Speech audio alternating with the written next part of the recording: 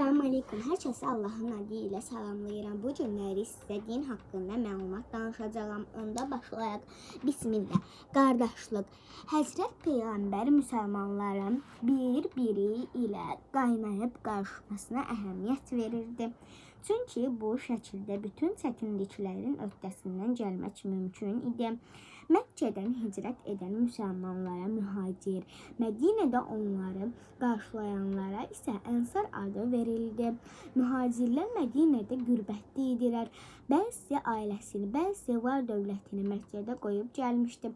Peyğəmbərimiz Ənsarla mühacirləri qardaş elan etdi.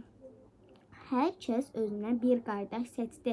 Kimin kimlə qardaş olduğu müəyyənləşdikdə mühacirlərin problemləri həll olmuş. Ənsar isə çətin vəziyyətdə olan qardaşlarına yardım etmə səadətinə nail olmuşdu. Bununla da Peyğəmbərimiz müsəlmanların bir-birinə arxa olmalarını, daxili və xarici düşmənlərə qarşı birləşmələrini təmin etmiş oldu.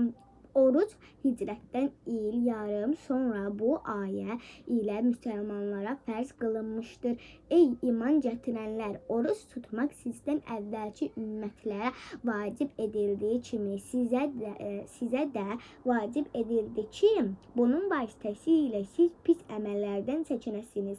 Bəqərə surəsi 183-cü ayə. Salam aleykum.